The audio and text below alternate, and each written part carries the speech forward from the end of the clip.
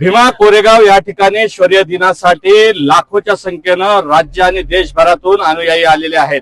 1 जानेवारीला दरवर्षी महामानव डॉक्टर बाबासाहेब आंबेडकर या ठिकाणी यायचे आणि आपल्या शूरवीर पूर्वजांना सलामी द्यायचे आणि त्याच्याच प्रित्यर्थ या ठिकाणी मोठ्या प्रमाणावर अनुयायी या ठिकाणी येतात। बाबासाहेबांनी सांगितलं की शिका, संघटित व्हा आणि संघर्ष करा, शिक्षण हेच वाघिणीचं दूध आहे, वाचाल तर वाचाल। आणि बाबासाहेब आंबेडकरांच्या शिकवणीनुसार अनुयायी जे आहेत ते मोठ्या प्रमाणावर या ठिकाणी येतात। आता आपण पाहिलं की या ठिकाणी डोक्यावर संविधानाचा ग्रंथ असेल किंवा इतर ग्रंथ जे आहेत ते घेऊन येत आहेत। दादा, काय भावना आहे? आपण या ठिकाणी पूर्ण हे ग्रंथ खांद्यावर घेताय आणि मी आता ते उचलून बघितले की खूप वजनदार आहेत ते। हे ग्रंथ नसून हे प्रत्येक मानवाच्या जीवनाच्या क्रांतीसाठी, प्रगतीसाठी फार मोठी शिदोरी आहे। बाबासाहेबांना आम्हाला सांगितलं, तुम्ही शिका, संघटित व्हा आणि संघर्ष करा। आपण जर शिकलो म्हणून इथपर्यंत आलो, पण आणखी 2 गोष्टी जर आपण यापुढे भविष्यामध्ये जर आपण त्या आत्मसात केल्या तर जगाच्या पाठीवरती या भारत देशाचं नाव निघेल, इथल्या भारतीयाचं नाव निघेल, इथल्या मूलनिवासी नागरिकाचं नाव निघेल।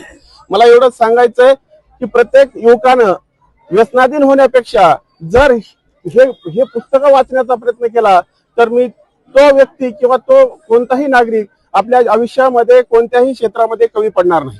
चैत्यभूमीवर देखील आपण बघतो की दादरला विश्व रेकॉर्ड होतो, वर्ल्ड रेकॉर्ड होतो, गिनीज बुकात देखील नोंद झालेली आहे की बाबासाहेबांचे जे अनुयायी आहेत ते 4 कोटीहून अधिक पुस्तकांसाठी खर्च करतात। आणि बाबासाहेब आंबेडकरांनी स्वतः राजगृह आहेत, जगातले एकमेव महामानव की त्यांनी राजगृह जे आहे ते पुस्तकांसाठी, राहण्यासाठी नाही तर पुस्तकं ग्रंथ ठेवण्यासाठी बांधलेलं आहे। कसं बघता याकडे? त्यातून काही प्रेरणा घेतलेली आहे? बाबासाहेबांनी राजगृह जे मुंबईला बांधलेलं आहे ते रमाईसाठी किंवा इतर कुणासाठी बांधलेलं न, 50,000 ग्रंथ जे होते त्यांचे ते ग्रंथ ठेवण्यासाठी बांधलेलं आहे। त्यातून त्यांनी एक आपल्या समाजाला, या देशाला एक असा संदेश दिलेला आहे की वाचाल तर वाचाल, तुम्ही जर हे पुस्तकं वाचली तर तुम्ही जगामध्ये कुठं कमी पडणार नाहीत।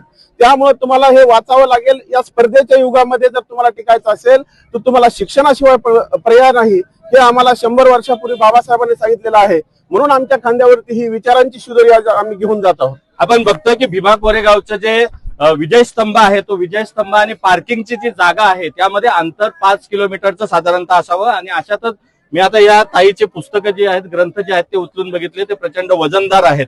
ताई, काय सांगशील? इतकं वजन तुम्ही या ठिकाणी डोक्यावर घेऊन या ठिकाणी चाललात, काय तुमची भावना आहे पुस्तकं आणि संविधान खरेदी करण्यामागं?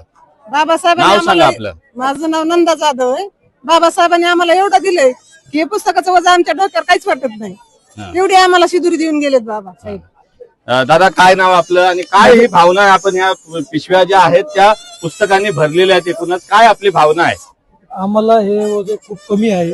अजून बाबासाहेबांनी याच्यापेक्षा किती बुद्धी दिली आहे तरी कमीच आहे। तसे बाबासारखे अजून एखादे असे ग्रंथ तयार व्हावेत अशी आमची इच्छा आहे। काय आता ही पुस्तकं नेलेली आहेत, गावामध्ये वाचनालय आहे का? बुद्ध विहारामध्ये ठेवाल का किंवा घरामधून तुम्ही वाचायला? जरूर जरूर, सर्व ज्यांना वाचता वगैरे येतं त्यांना आम्ही जरूर ती पुस्तकं वाचून त्यांच्या बुद्धीमध्ये प्रगत करण्याचा विचार करू।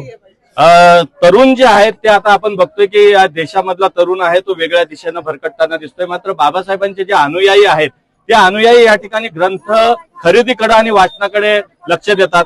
आता आपण विशेष लक्ष दिलं तर या ठिकाणी मोठा जो संच आहे तो या तरुणाच्या हातात आहे. दादा, तुझं काय नाव? माझं नाव आतिश सोनवणे. मी शेवगाववरून आलेलो आहे, अहमदनगर जिल्ह्यामधून. आणि वाचनाची प्रेरणा ही मुळात प्रथमतः डॉक्टर बाबासाहेब आंबेडकरांकडून मला मिळालेली आहे. बाबासाहेब आंबेडकर नेहमी आपल्या भाषणातून म्हणत असायचे की बाबा रे, तुमच्या मुलांना चतकोर भाकर कमी घाला, परंतु वाचन आणि शिक्षण हे त्यांना मूलभूत गरज आहे. त्यांना शिक्षणाची आवड लावा. त्याचप्रमाणे एक पुस्तक, आपण जे पुस्तक घेऊन जातो हे. दादा, काय नाव तुझं? अजय मगर. काय सांगशील, ही पुस्तकं जी आहेत ते अतिशय वजनदार आहेत आणि 3-4 किलोमीटर वर तू या ठिकाणी चालत घेऊन चाललेलास. काय तुझ्या मनामध्ये विचार आहेत ग्रंथाविषयी? काय आता तेच बाबासाहेबांनी शिकवलं, तेच इथून पुढे पण तेच चालणार. सगळ्या पिढ्यांना पण तेच शिकवण दिली पाहिजे. ओके, तेवढं चालेल.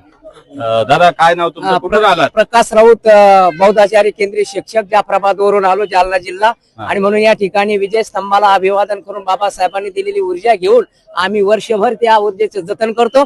दलिताच्या भीमराजा कोटी कोटी प्रणाम माझे, माझ्या शिरावरती दानदात्या तुझे ओझे, जीव तुझा जळाला साठा म्हा मिळाला, भीमा तुझ्या धनाचा वाटा म्हा मिळाला. हा वाटा घेऊन आम्ही बाबासाहेबांचा प्रत्येक खेड्यामध्ये, प्रत्येक घरामध्ये नेऊन पोहोचवतो. आणि त्या ऊर्जा पासून बाबासाहेबांचे गुण, बाबासाहेबांची वाणी, बाबासाहेबांचं कार्य, बाबासाहेबांचे लिहिलेले पुस्तक आम्ही वाचण्याचा प्रयत्न करतो. आणि त्यापासून आम्ही काही घेण्याचा प्रयत्न करतो. आणि म्हणून बाबासाहेबांच्या ऋणामध्ये राहून आपण बाबासाहेबांचे ऋण फेडण्याचा प्रयत्न केला पाहिजे. आणि म्हणून भीम नाही कळाले आपल्याला बाबासाहेब समजून घ्यावं लागतील. भीम नाही कळाले तुम्हा बुद्ध कुठून कळल, जेव्हा तुमचा बुडा सकट जळेल तेव्हा भीम तुम्हा कळल. बाबासाहेब समजून घेण्याची वेळ आलेली आहे. आणि म्हणून प्रत्येक तरुणानं, प्रत्येक स्त्री पुरुषानं बाबासाहेब आत्मसात करून, त्यांचे विचार आत्मसात करून पूर्व दिशेला त्या चांगल्या दिशेनं चालण्याचा हा प्रयत्न करायचा आहे. आणि या ठिकाणी या सौर दिनानिमित्त 2026 या ठिकाणी प्रत्येक आलेल्या सर्व बांधवांना शुभकामना व्यक्त करतो. बाबासाहेबांच्या ऋणात राहून त्यांच्याच पथानं चालण्याचा प्रयत्न करतो आयुष्यभर. धन्यवाद. जय भीम. नमो बुद्धाय.